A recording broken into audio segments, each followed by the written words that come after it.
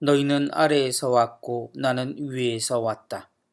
너희는 이 세상에 속하지만 나는 이 세상에 속하지 않는다. 사순절이 끝이 보이고 당장 성지주의를 준비해야 할 시간입니다. 오늘 바리사이들과 백성들 앞에서 당신에 대한 이야기를 하시는 주님을 봅니다. 주님의 주변에 모여든 모든 이들이 주님께 묻습니다.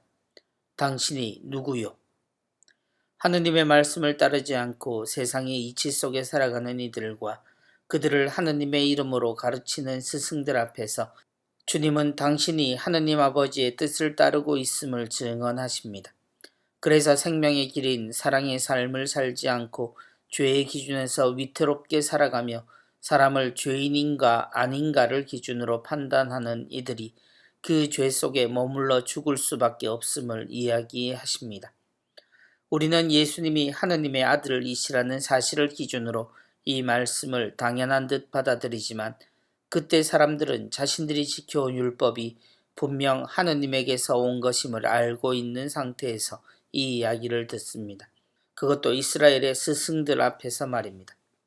예수님은 당신이 말하고 행동하는 모든 것이 왜 그들과 차이가 있는지 위와 아래라는 극단적인 표현으로 설명하십니다. 하느님으로부터 온 것인지 아니면 땅에서 나온 것인지가 그 구분의 기준입니다. 땅은 세상 사람들이 생각하는 기준에서 나온 것을 말하고 하늘은 하느님의 뜻을 말합니다. 그러나 그것이 하늘나라의 기준이라고 생각해서는 안 됩니다. 하느님이 세상을 만드신 기준과 사람에게 주신 삶의 기준이 하늘로부터 온 기준입니다. 물론 율법은 하느님이 주신 겁니다. 그러나 그 율법의 근본은 바로 세상의 근본이신 하느님을 알고 사람의 근본에 맞게 사는 것을 뜻합니다. 그러기 위해 우리가 생각해야 할 것과 조심해야 할 것이 율법에 담겨 있습니다. 곧 십계명의 글자 이전에 그것이 주어진 근본을 기억하며 이를 들여다봐야 한다는 것입니다. 그것이 같은 율법을 하느님의 뜻인지 아니면 죄의 기준인지로 보는 구분의 이유가 됩니다. 세상 안에 함께 살지만 하느님의 뜻을 기억하는 이는 율법 위에 살아갑니다. 율법의 정신은 사랑이고 그 사랑은 사람을 죄의 덫에도 걸리지 않고 자유롭고 행복하게 살게 합니다. 그러나 이를 죄라는 기준으로 장벽을 세운 이는 그 죄에 걸려 넘어지는지 아닌지를 두고 구원까지 들먹이며 사람을 몰아붙이게 됩니다. 열정인 듯 보이지만 폭력적이고 칼날 같은 잔인한 기준으로 하느님을 저 높은 곳으로 밀어버리는 결과를 가져옵니다.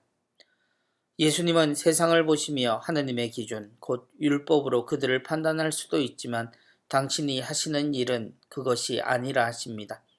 나는 그분에게서 들은 것을 이 세상에 이야기할 따름이다. 그리고 그 모든 이야기가 곧 당신의 삶이 되고 그것으로 아버지와 늘 함께 하신다고 말씀하십니다. 그것이 당신이 이 세상에서 행복하게 사는 이유이고 백성들 안에서 위험한 듯 그러나 당당하고 행복하게 사는 이유라고 말씀하십니다. 내가 언제나 그분 마음에 드는 일을 하기 때문이다. 세상은 어떤 기준에서든 상대적인 기준으로 나누기 쉽습니다. 무엇이 옳고 그른 것이 아니라 어느 것이 자신에게 유익한가를 중심으로 선과 악도 나뉩니다. 그리고 승리하는 것이 하느님의 뜻이라고 말하는 것도 익숙한 표현이 되었습니다. 그러나 우리가 정말 하느님의 뜻대로 사는지 아닌지는 그때부터 변하지 않는 유일한 기준이 존재합니다. 그리스도처럼 살고 말하는 것입니다. 그 기준으로 사는 이는 사랑 위에 살아갑니다. 하느님 마음에 드는 사람, 사람을 사랑하는 사람의 또 다른 이름입니다.